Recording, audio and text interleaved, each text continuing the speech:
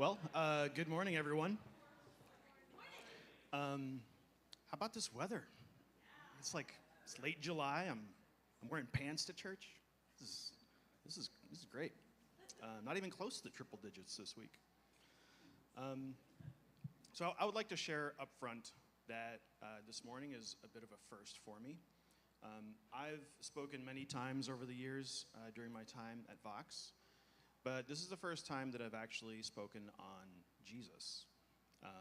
Every other time I've spoken, it's been on the Old Testament. I've picked the Old Testament passage from the lectionary. And I didn't think it was a thing at first, but after a while, I had to admit to myself that I was actually avoiding speaking on Jesus. I don't know, maybe there's a lot at stake. Maybe just better to leave that to the professionals. But I turned 40 this year. Yes, thank you. And I've been kind of feeling like it's time to just start going for stuff, I might make some mistakes, but it's not like I haven't been making mistakes this entire time up until now. So why not? So let's do this. The feeding of the 5,000, one of Jesus' all-time greatest hits. Such a great hit, in fact, that the lectionary actually put it up on the schedule 2 weeks in a row. And if you were here last week, you heard Vanessa do an awesome job opening up that story for us from Matthew. And this morning, we're looking at John's slightly different version. And I think it can offer some helpful insights into what it might mean to understand who Jesus really is, to get Jesus right, which is actually connected to my own trepidation about speaking on Jesus, because it's like what's at the root of it is, what if I don't get Jesus right? What's at stake? So I'd like to invite everyone to join me in digging a little into this passage this morning and see what we might learn. So Jesus has a big crowd following him, 5,000 people. People are starting to get hungry, and the only thing to eat is, famously, 5 loaves of bread and 2 fish. So Jesus miraculously multiplies them so that there's enough for everyone to eat. And this miracle blows them away so much that they want to seize Jesus and make him king right then and there, and he has to sneak away before they're able to get their hands on him. A couple of things stand out about this story. First, the feeding of the 5,000 is the only miracle besides the resurrection that's in all 4 gospel accounts. Generally, that means this is pretty important. And second, there's something weird going on in the story. In all 4 accounts, that's almost completely lost to us modern readers. And that's that there's a growing scholarly consensus that if you look at certain details, it starts to become clear that this is not just a crowd of people looking for the wisdom of Jesus' teachings, that it could actually be an army. These are men, probably armed, and they're looking to take the fight to the Romans and kick them out of Judea, and they think Jesus is the military leader to help them do that. And here's what I mean. So first, it points out more than once that it was close to Passover. Then Jesus went up on a mountainside and sat down with his disciples. The Jewish Passover festival was near. And then later it mentions there was plenty of grass in that place. This is the desert. The only time there's grass is the spring around Passover. And the reason for emphasizing this is that the Passover was associated with messianic uprisings. It was when the Messiah was prophesied to come. There were actually a number of armed rebellions against Rome in Palestine at this time, and they all happened around Passover. So Passover was kind of like Messiah season, if you will.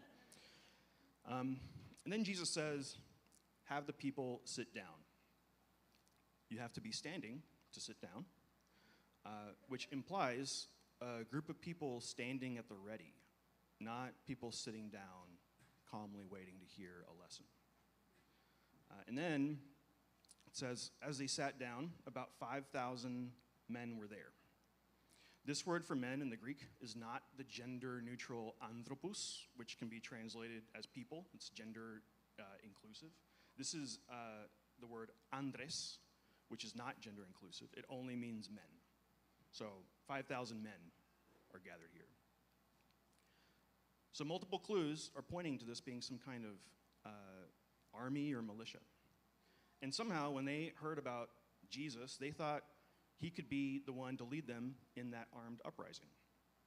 Of course, there's nothing in Jesus' teachings that directly calls for that. So we have to assume that they're bringing their preconceived notions of who the Messiah should be, of who they want Jesus to be, and they're imposing that on Jesus. And because of that, they're not able to see Jesus for who he really is. He eludes them. Literally, actually. He dips before they're able to make him their leader. And I think what the story is highlighting is that it turns out that Jesus is who Jesus is, and it might not have anything to do with who we want him to be. He's a specific person in history, and we can't mold and shape him into who we want him to be, no matter how hard we try. And we've been trying to do this ever since then, right? I mean, isn't history full of people twisting religion into a justification of the things that they already want? You know, we're recreating Jesus in our own image instead of paying attention to who Jesus is showing himself to be. I'm sure we're all familiar with this scene in Talladega Nights, where Ricky Bobby is praying to baby Jesus. I'm not going to play the clip. I feel like surely we've already done that here at Vox at least once. You can find it. There's a website called YouTube. You can find it on. So Ricky Bobby is praying to baby Jesus, and this baby Jesus is in gold diapers and blesses him with NASCAR trophies and endorsement contracts. And right after the prayer, they're just like horrible people. You know, the kids are being super disrespectful of the poor grandpa. They're cussing at him, and the grown-ups are egging them on. So they just have like no idea of who Jesus actually is, right? Picture perfect satire in the age of the war on terror, right? But of course, I feel like laughing at this kind of satire is probably a little too easy for us, isn't it? I mean, we live in a very blue city, not the deep red South like Ricky Bobby. I don't think we have any NASCAR drivers in the audience. So we're kind of at a safe distance to poke fun at how they impose onto Jesus. But what are ways that we might impose our own priorities onto Jesus and fail to see him for who he really is? What could we be bringing to the table as a small church community in East Austin that I might describe as post-evangelical? You know, people who maybe listen to certain podcasts, get our news from certain sources. I wouldn't say we're a political monolith here, but you know, we probably have a predictable center of gravity somewhere. I could probably go on. But this is actually a hard question to answer. Because, in a way, trying to understand our own biases is like a fish trying to understand water, right? I mean, a bias is a bias because we're not conscious of it. But I like Anne Lamott's quote about keeping ourselves honest about this. You can safely assume you've created God in your own image when it turns out that God hates all the same people you do. This one always stings a little bit for me, because I know that in my fantasy, when I imagine the good Lord coming back on that glorious day, and the first people he goes after are like, I don't know, Bill Maher, or people who drive slow in the left lane. Just, even after someone's passed them on the right lane, they're still there in the left lane. After multiple people have passed them on the right and they're still there in the left lane, just hanging out there. Just probably listening to Creed. I'm just kidding about that, actually. It's no longer cool to make fun of people who listen to Creed. I don't know if you knew that. The irony train has come full circle. And my own prison rules, okay? Or at least that's what I keep trying to tell my wife and my coworkers. Anyway, I'm off track. So, if I imagine Jesus hating all the same people I do, I'm probably no better than Ricky Bobby. So this is a good rule of thumb, but being fully self-aware is impossible. So I'd like to suggest something for us this morning to help us keep in check this temptation to impose our own values onto Jesus. I don't know when the last time was someone said this from the mic at Vox, and I hope it's okay to say this, but here it is. Here's my challenge to you. I would like to offer to you the suggestion to read y'all's Bibles. All right? I mean it. I'm serious about this. One way to keep us honest is to make sure we're actually getting a steady input of the Jesus presented in the Gospels. And I know we regularly read the Bible here at Vox on Sundays, but I'm talking about sitting down and reading one of the four Gospels like you would a novel. There's something about engaging with the stories in that way that really makes Jesus come alive and leap off the page. Now, I know that some of us might have some baggage around the Bible. Maybe we grew up in a context where we had the Bible beaten over our heads, and maybe we still need some space away while we figure things out. And if that's you, let me be the first to say that is fine. I've done that myself in the past.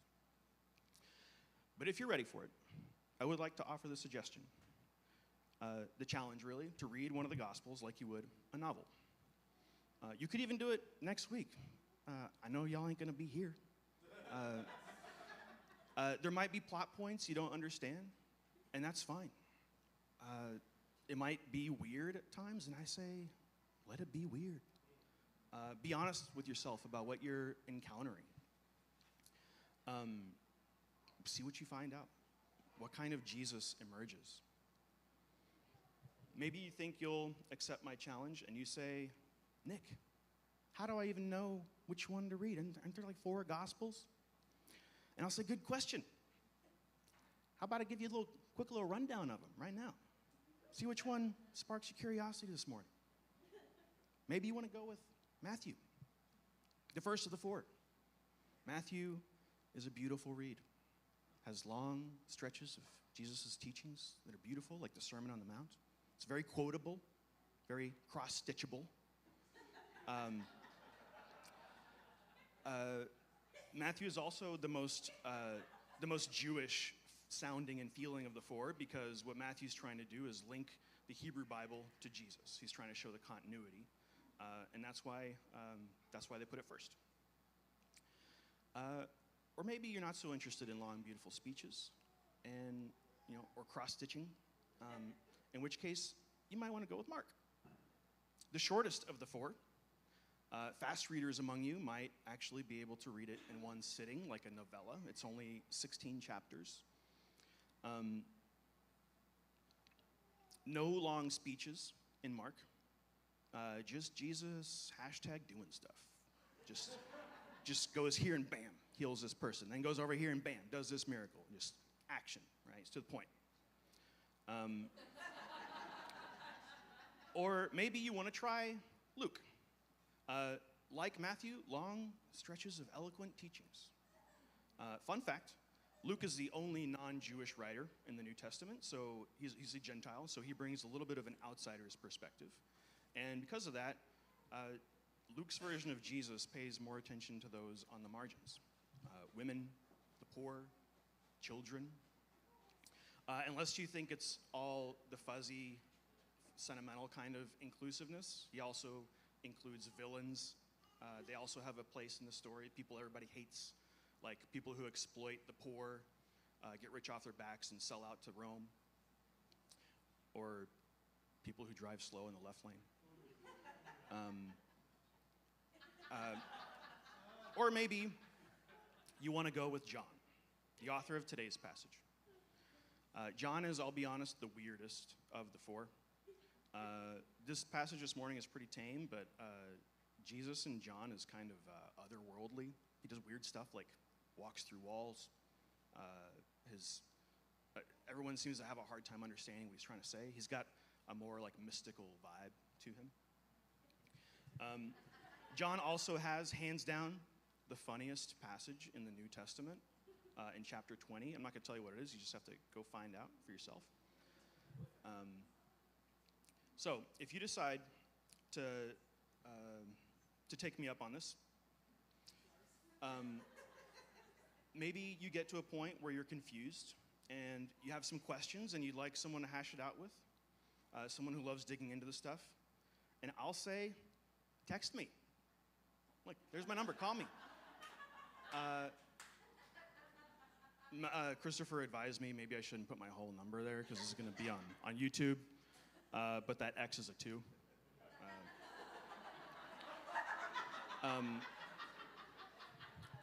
Many years ago, I got an advanced degree in theology, and I'm doing absolutely nothing with it in my professional life.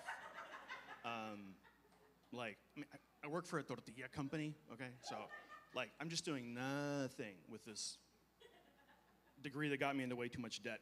So, I love any excuse to dust off the old commentaries and dig into this stuff. And of course, I know that our pastoral staff of Christopher, Vanessa, and Way would also gladly be available if you have any questions. So, again, I challenge you to read a gospel text like a novel to help us stay honest. Back to the story. Here's something else I find really interesting. The text says, Jesus then took the loaves, gave thanks, and distributed to those who were seated as much as they wanted. He did the same with the fish. When they all had had enough to eat, he said to his disciples, "Gather the pieces that are left over. Let nothing be wasted." So they gathered them and filled 12 baskets with the pieces of the 5 barley loaves left over by those who had eaten. And here's what's striking. Jesus knows that these people have the wrong idea about him. It would have been clear to anyone there what kind of crowd this was. He knows they're going to misinterpret his miracle and probably end up more entrenched in their views than before. And weirdly, he doesn't care. He blesses them anyway. And he doesn't just feed them. The text makes a point of saying that everyone got as much as they wanted, and there were leftovers. So he was generous, gratuitously generous to people, even though they were going to misunderstand that very generosity. And you can almost imagine the apostles saying, "We shouldn't even be here. We should tell them they're wrong and to go home. Why are we feeding them? And with miracle food." And it's like Jesus is saying, "Shh, it's okay. Let them come. They're hungry." And what I come away with is that even though getting Jesus right is important, it is not a prerequisite to being blessed by him. You don't have to be right to be blessed. By the way, I'm breaking a rule. I don't have a 3-point sermon today. It's just 2. So, in case you think I'm going to go long, this is my last point. Okay. And this can be a hard lesson for people like me who really love being right, because we see people who do and say all kinds of things that are wrong in Jesus' name, and we think, why would God reward ignorance? Don't they? I know they can't possibly be right about who Jesus is, so if they're blessed or if they're happy, why would we attribute that to God's generosity? First, I would say anytime we feel that convinced, that certain that we're the ones right and they're wrong, probably need to check that. But second, the really tough pill for us to swallow is that what if the Ricky Bobbies of the world really are blessed by God? Can I accept that? Or what about Christian communities who've done so much to hurt people in the past and yet claim to be acting in Jesus' name? Are they being blessed by God?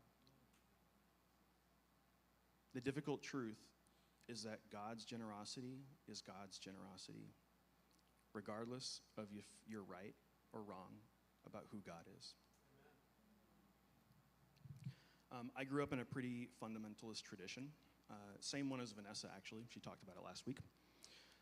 My parents were missionaries in Venezuela. I spent the first 9 years of my life there. And in so many ways, the teachings I was brought up in were completely misguided.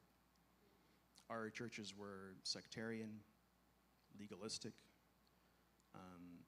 The roles that women were limited to is nothing short of tragic. In so many ways, it's like we just completely missed some of the most important qualities of Jesus, like grace and forgiveness, lifting up women.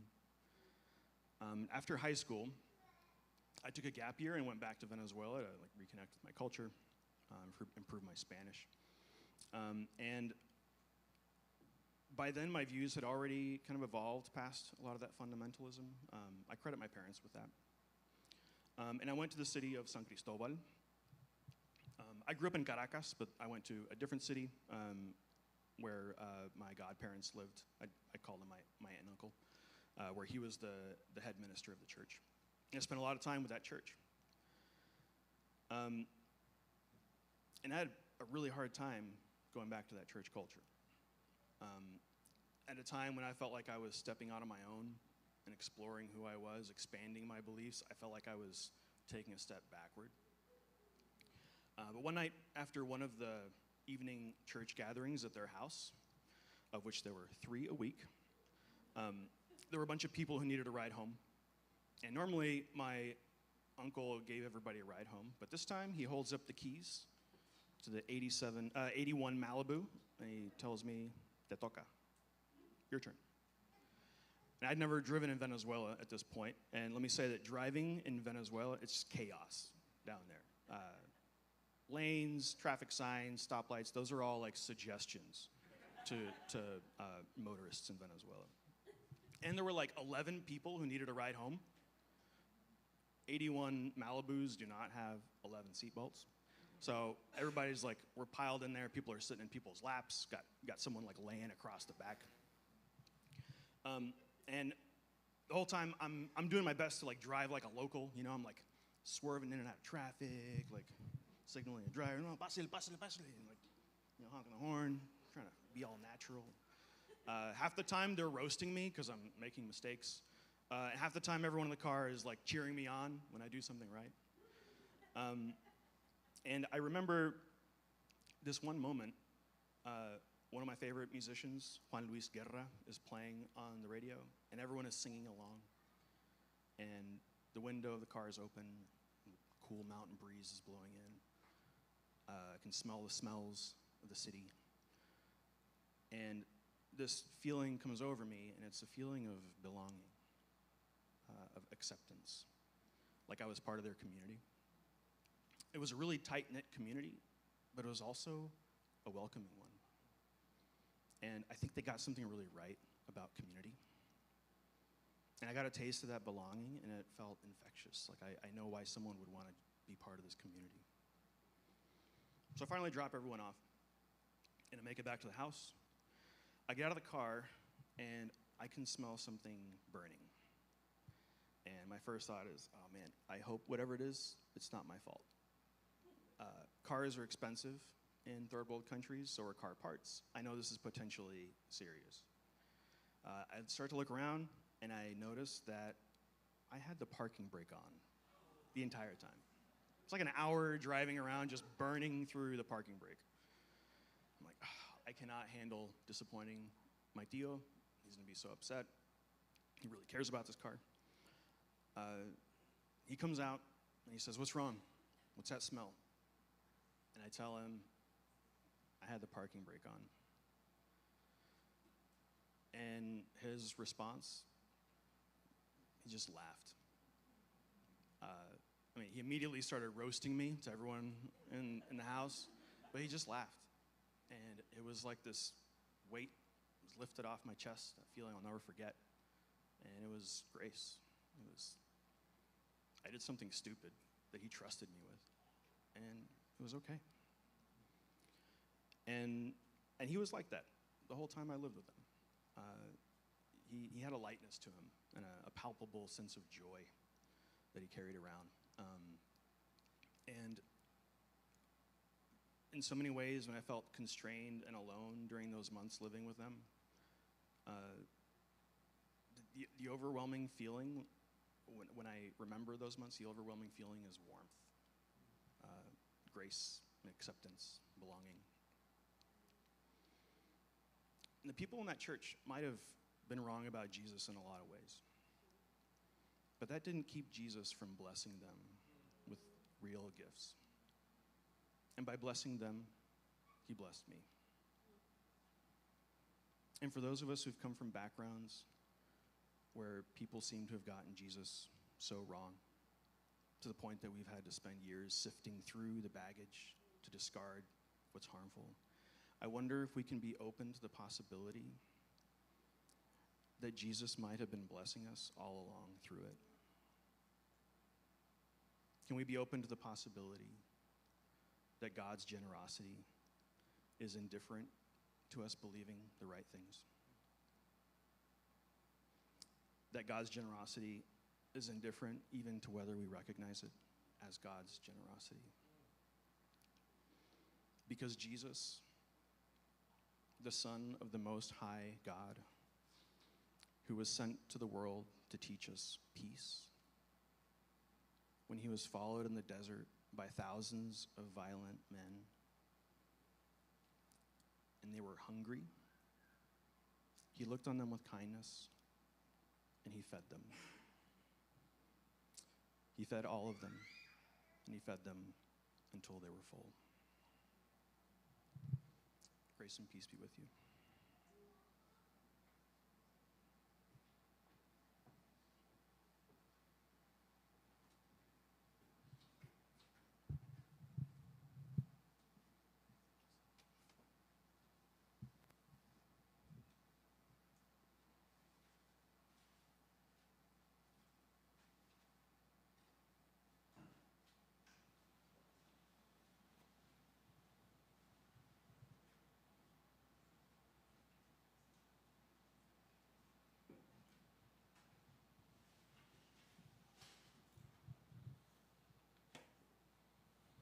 Frankincense has been used through scriptures and throughout the history of the church as a sign of prayers rising to heaven and a reminder of Christ as our priest, advocating and supporting us. We invite you into a time of prayer where you can bring our burdens and celebrations to our community. In times of uncertainty and challenges, we're reminded of our connection to one another and God in and through prayer. There are 2 microphones provided in the sanctuary, and for those online, we'll use the live chat as a way to share our prayers. Please start by sharing your name and keep your prayer to 1 to 2 sentences. For those sharing in person, know that your comments will not be shared online through YouTube. If you have something you're thankful for, end your prayer with, "Let us bless the Lord." If you have something you'd like prayer for, end your prayer with, "Let us pray to the Lord." My name is Christopher, and for Nic's challenge to walk with Jesus through reading a gospel, that we might have our biases uncovered, our field of compassion expanded, and our anxious hearts anchored to God's love, let us bless the Lord.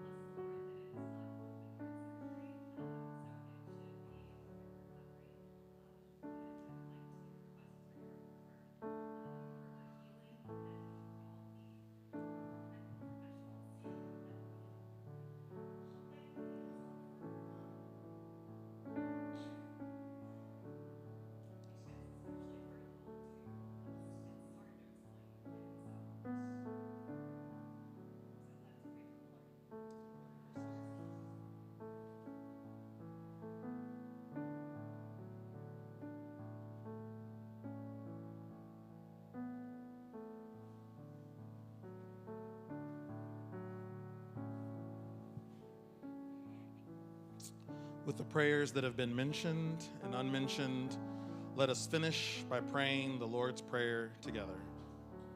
Our Father, who art in heaven,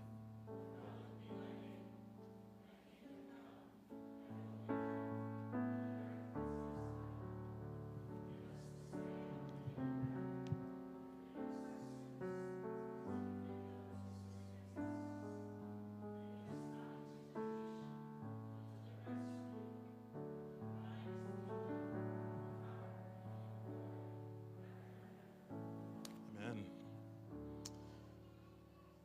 And so we now come to the center. Sorry.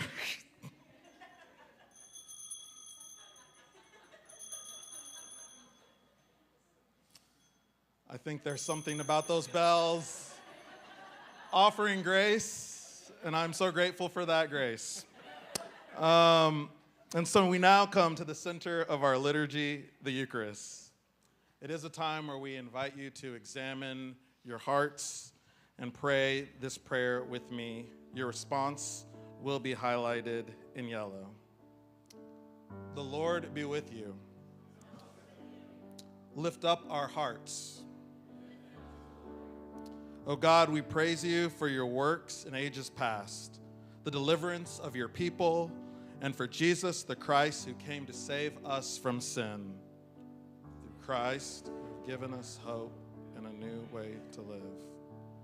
We know that on the night that Jesus was to be betrayed, he was gathered with friends at a table, and he took the bread and said, "This bread is my body. It is broken for you." And he invited them to remember that his life was given for them, even at a table where there was someone he knew would betray him. And after they had finished their meal, he took the cup of wine and said, "This is my very life poured out for you. So often as you eat of this bread and drink of this cup, do it in remembrance of me."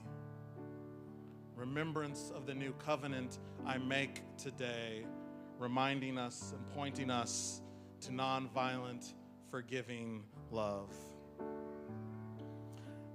And so we proclaim the mystery of faith. Christ has died. Christ is risen. Christ will come again. Most holy God, we now celebrate your gift of rescue by means of this bread and cup, and we show forth and bear witness to your death and proclaim your resurrection until Christ comes again. Gather us into one body in your Son, Jesus Christ.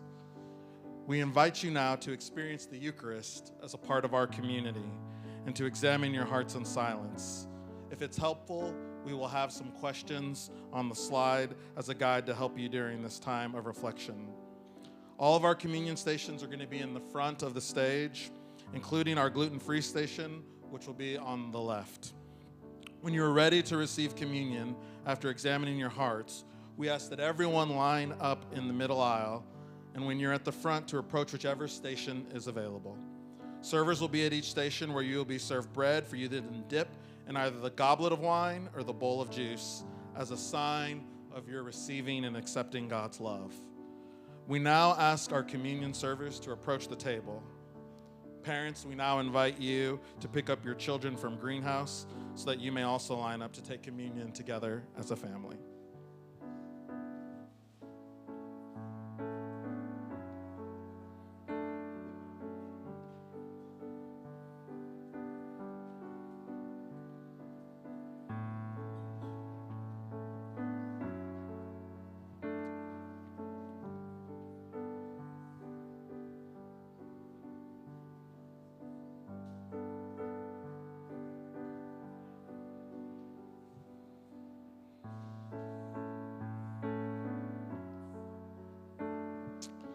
The table is now open, and whether you are here or participating online, we invite us all to take communion as a community. The first row may now come forward.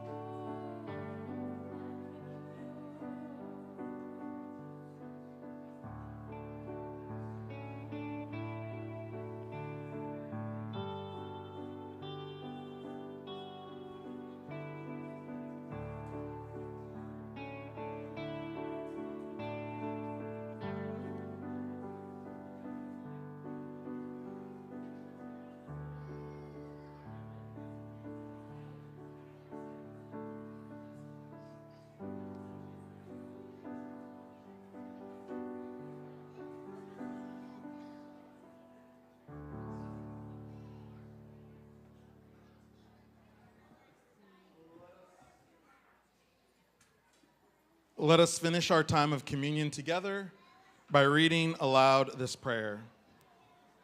Make our lives worship to you, by Christ and with Christ and in Christ. In the unity of the Holy Spirit, all honor and glory is yours, Almighty Creator, now and forever. Amen. We now come to the portion of our liturgy where we remember that nothing in this life is truly ours, but that all is gift from God. We encourage you to celebrate God's generosity and to give back as God has given to us. Please visit our website to learn how you can give online. There's also a donation box located at the back of the sanctuary by the entrance, and we invite you to participate in giving as an act of worship. Let us continue participating and worship in community.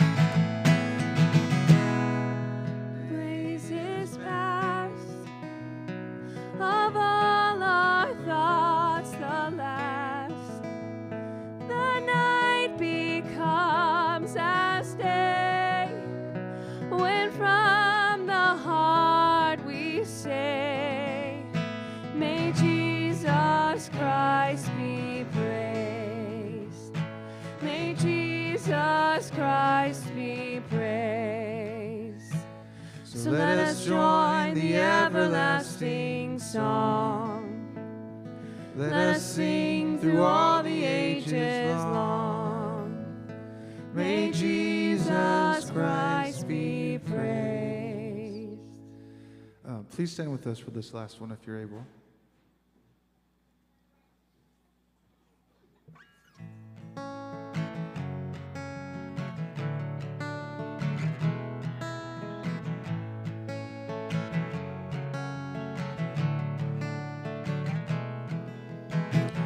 The empty fill, the wounded heal, the broken back together. The poor are blessed, the weary rest. We will dance forever.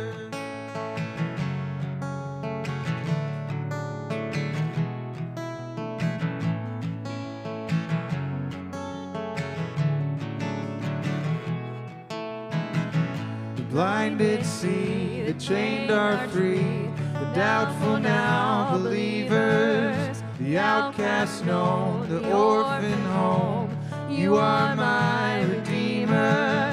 Behold, behold, behold what love can do.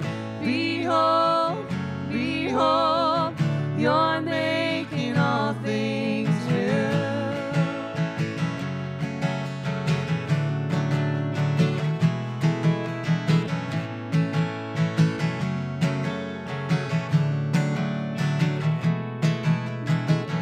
The lost return, the voiceless heard, the mourner now rejoicing.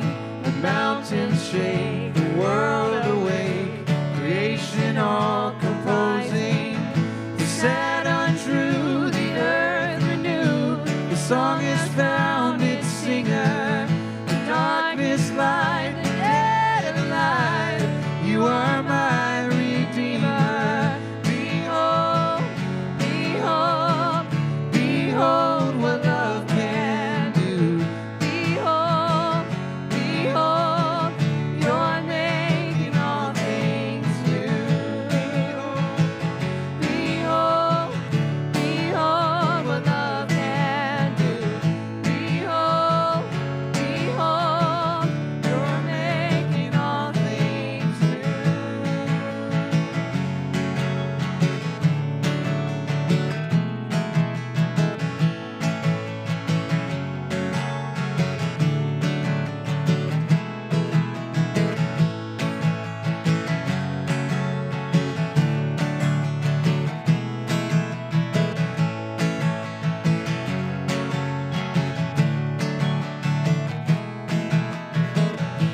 Behold, behold, behold what love can do. Behold, behold, you're making all things new. Behold, behold, behold what love can do. Behold, behold, you're making all things new.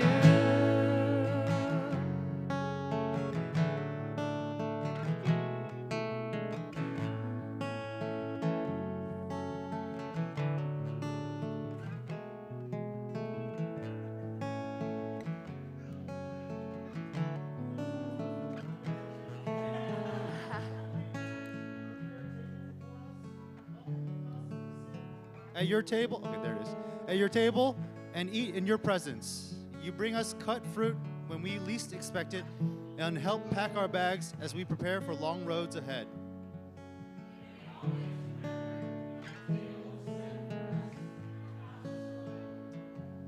Though the road may be long and winding, let us learn to travel lightly, setting down our burdens, trusting the Spirit to lead us to safe passage and still waters. Though we travel in the dark, teach us not to fear.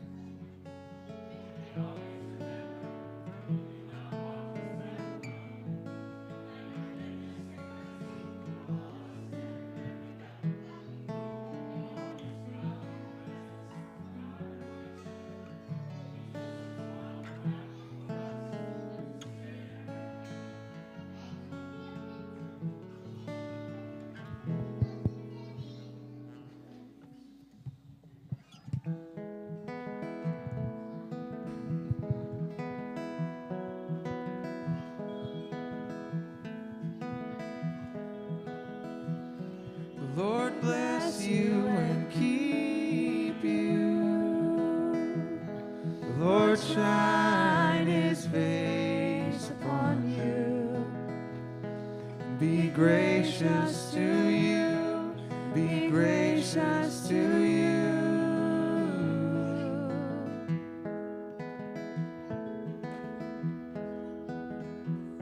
The Lord bless you and keep you. The Lord shine her face upon you and give you peace, and give you peace, and breathe peace, and breathe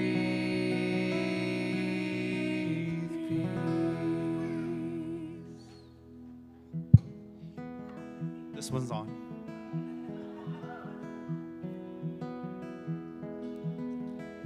Go in peace and live the church. May you find community and belonging. See you throughout the week.